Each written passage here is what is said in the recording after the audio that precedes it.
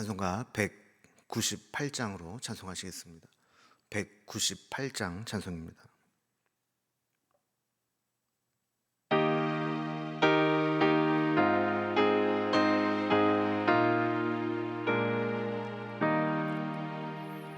주 예수 해변서 떡을 떼사 무리를 먹이어 주심같이 영생의 양식을 나에게도 풍족히 나누어 주옵소서. 생명의 말씀인 나의 주여, 목말라 주님을 찾나이다. 해변서 무리를 먹임같이 갈급한 내 심령 채우소서.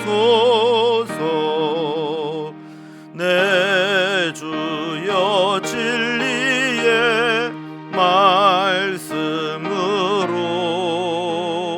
사슬에 얽매인 날 푸시사 내 맘의 평화를 누리도록 영원한 생명을 주옵소서. 성령을 내 맘에 보내셔서 내 어두운 영의 눈 밝히시사 말씀에 감추인 참 진리를 깨달아 알도록 하옵소서.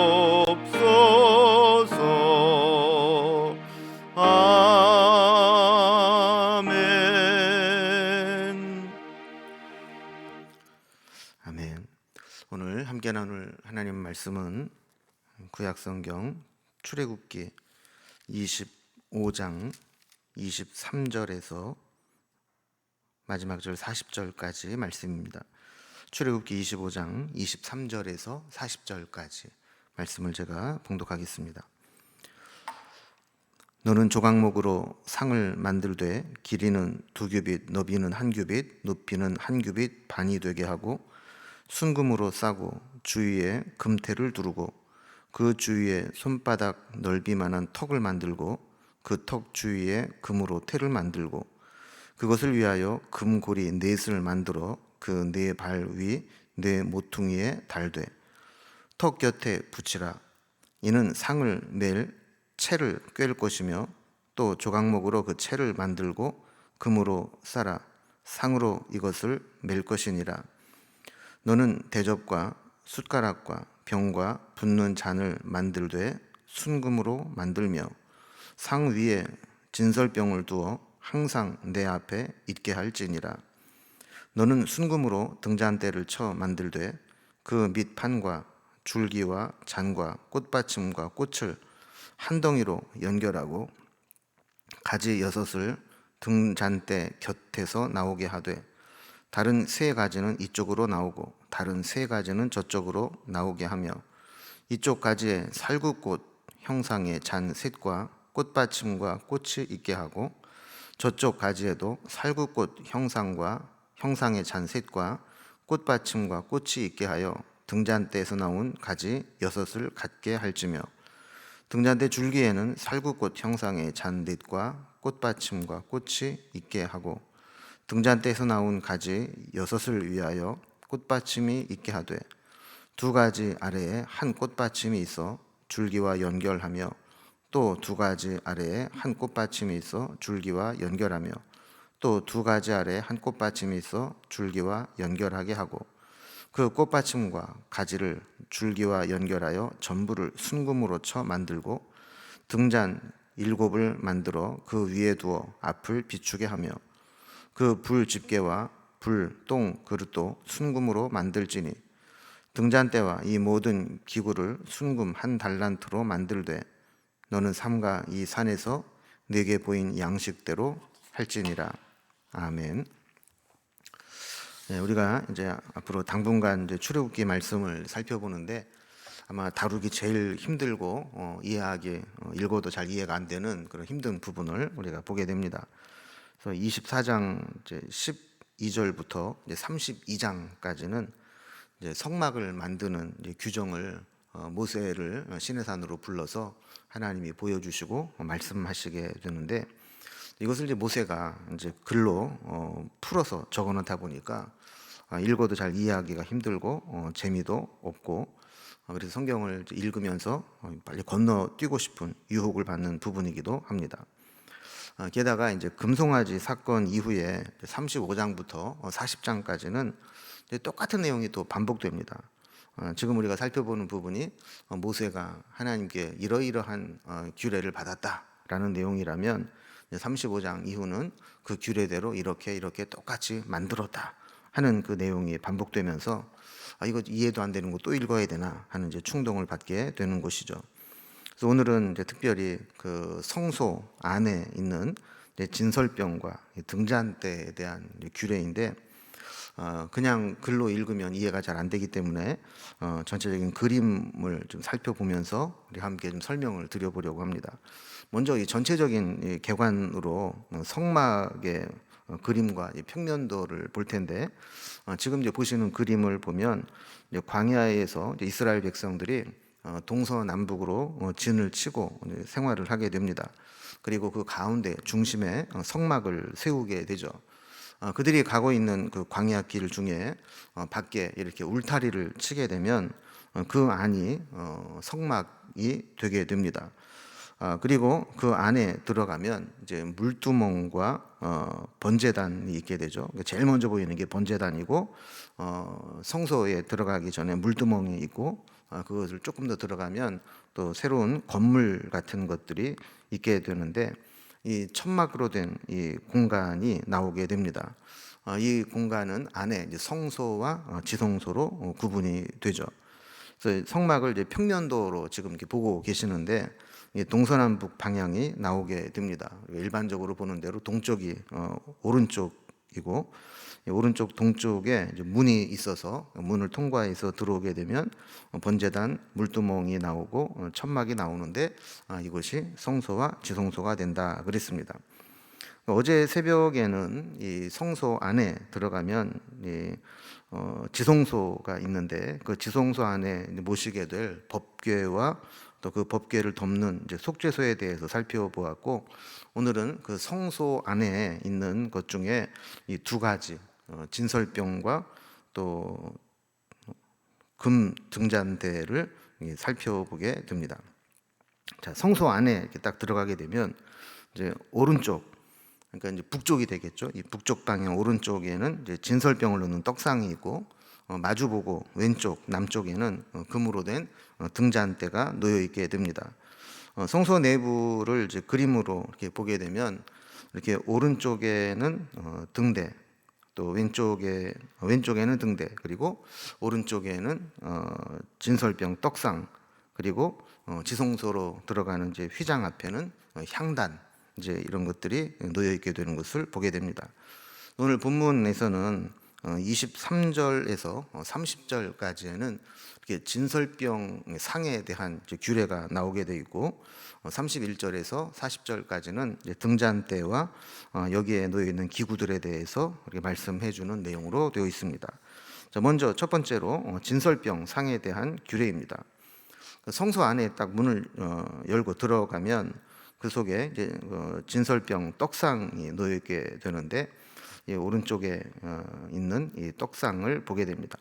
먼저 이 떡상에 놓여 있는 진설병에 대해서 좀 살펴보면 이 진설병이라고 하는 것은 이제 늘어놓을 진자, 베풀 설자, 그리고 떡 병자 이렇게 씁니다. 그래서 이렇게 차려놓고 늘어 놓아서 온 떡이다, 이제 이런 의미를 가지고 있습니다.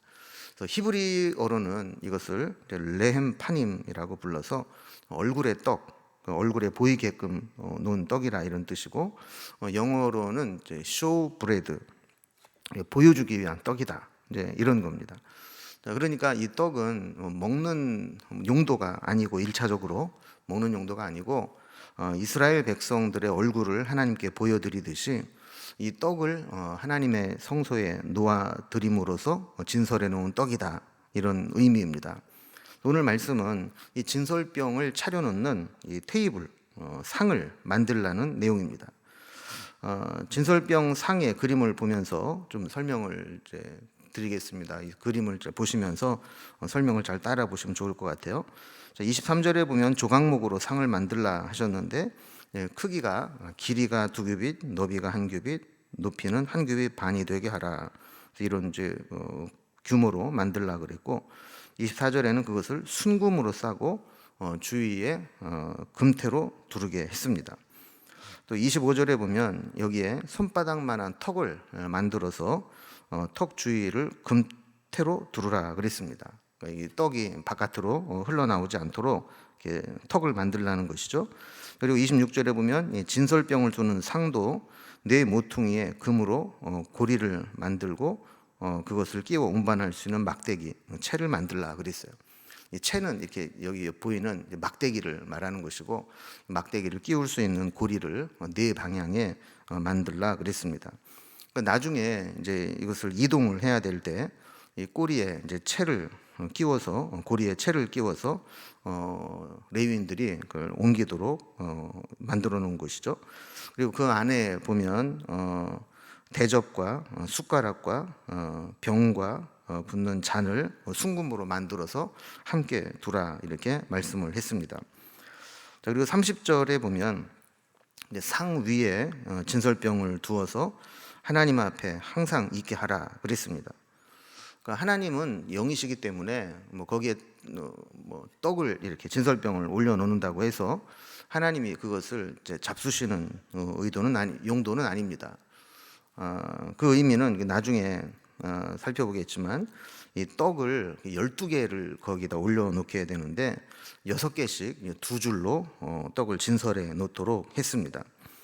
이 12개의 떡은 이스라엘 백성들 12지파를 상징하는데, 이들이 성전에 항상 이렇게 놓여 있는 것은 하나님의 백성들은 이렇게 항상 하나님 앞에 있다라는 것을 상징적으로 고백하는 겁니다. 자, 그러니까 이스라엘 백성들은 늘 하나님 앞에 나와서 하나님 앞에 보여야 되고, 제사장은 안식일마다 이 떡을 새 것으로 바꾸어 올려드리게 되는데, 우리도 매 주일마다 하나님 앞에 나와서 예배를 드리면서 늘 새로운 모습으로 우리의 자신을 새롭게 하나님 앞에 헌신해야 된다라는 내용입니다.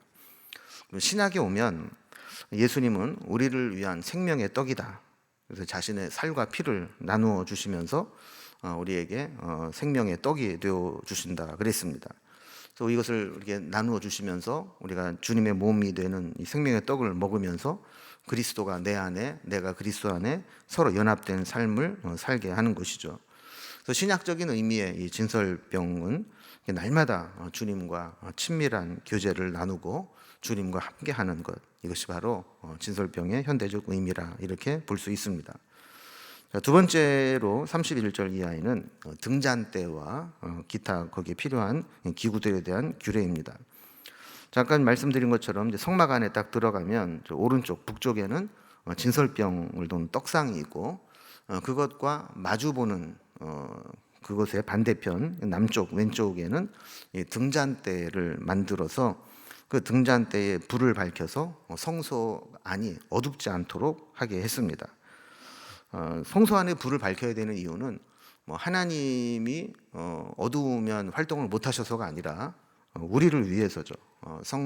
성소에 들어가서 진설병도 갈아야 되고, 또 향단에 또 향이 꺼지지 않도록 향을 또 계속 피워야 되고, 또 금 등잔대에 기름이 떨어지지 않도록 보충해주고, 또 1년에 한 차례씩 지성소에 들어가는 길목이기 때문에 여기에서 이제 제사장들이 성소에서 활동을 하기 위해서는 빛이 필요하게 되는데 우리를 위해서 하나님이 빛이 되어 주셔서 그것을 비추도록 하신 겁니다.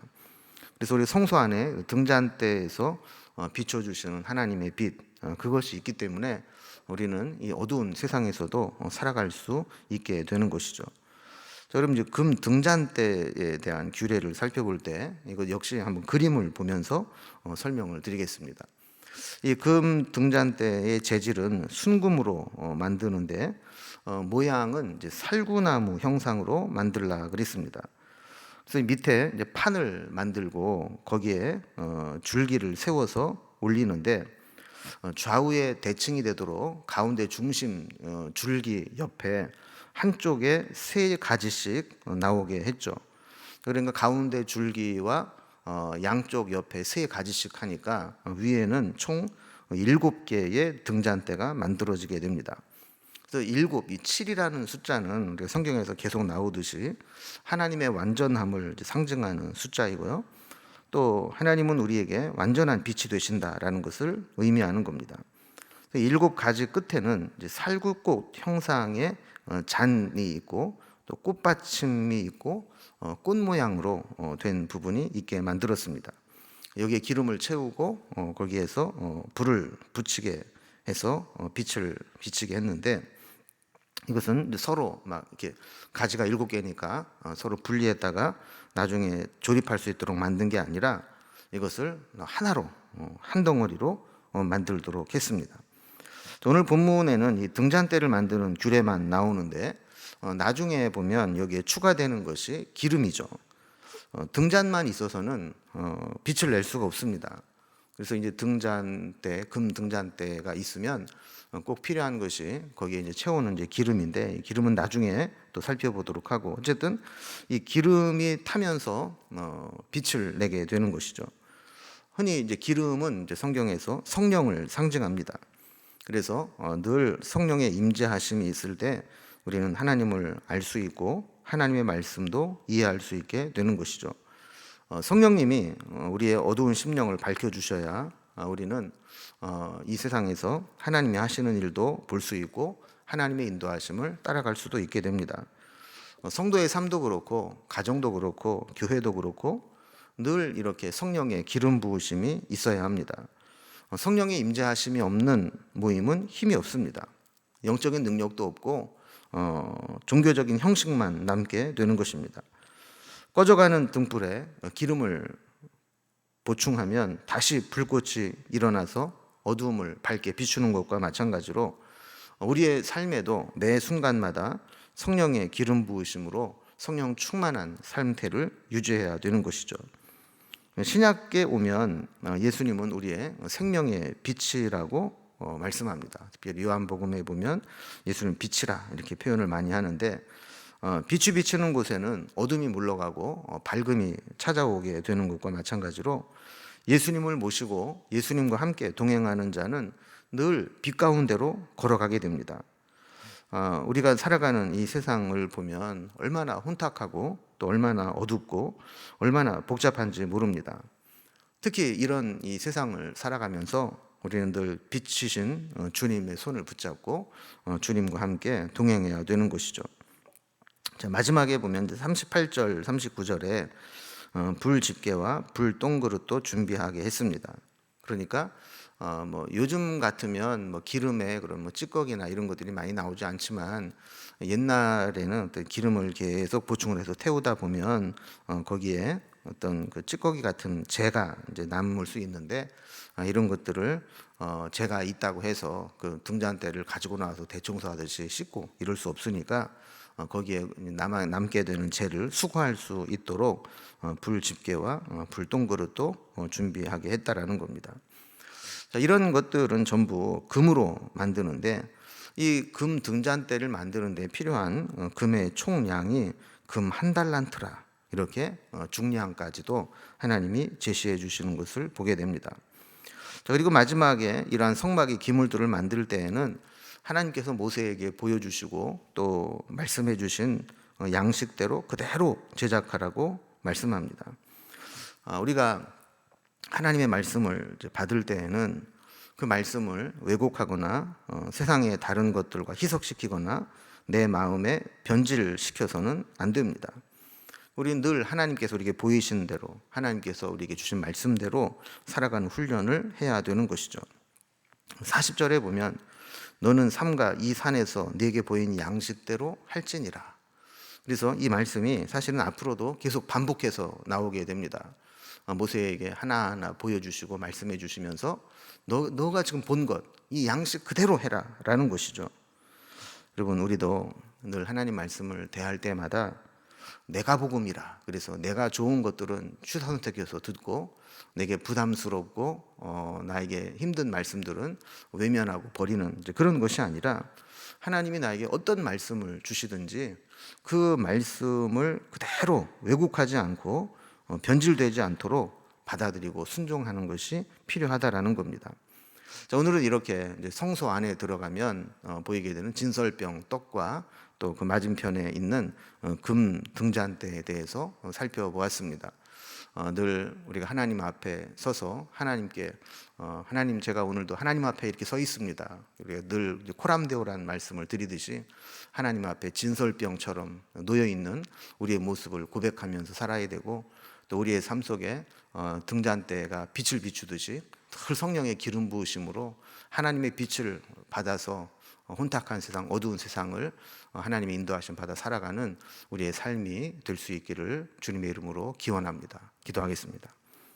하나님 아버지, 오늘 성소 안에 진설병을 놓는 떡상과 그리고 빛을 비추는 금 등잔대의 모습을 살펴보았습니다. 단지 옛날 구약시대에 있었던 성전의 그 기물의 모습이 아니라 그것이 의미하는 것이 무엇인가를 깨닫고, 오늘도 하나님 앞에 서 있다라는 사실을 확인하며 하나님께 우리 자신을 보여드리고 하나님의 면전에서 코람데오의 신앙으로 살아가는 하루가 될 수 있도록 인도해 주옵소서. 또한 어둡고 혼탁한 이 세상에서 다른 것에 휘말리지 않게 하시고 빛으로 오신 주님 따라가며 살아가게 하여 주시되, 특별히 매일 매 순간마다 성령의 기름 부으심으로 함께 하셔서 주님의 인도하심 받으며 살아가는 저희들이 되게 하여 주시옵소서.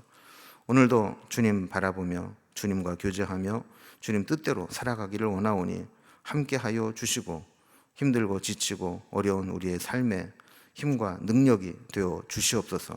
오늘도 기도할 때 우리의 기도를 들어주시고 선한 길로 인도해 주시기를 원하며 예수님의 이름으로 기도드리옵나이다. 아멘. 각자의 기도 제목들로 자유롭게 기도하시겠습니다.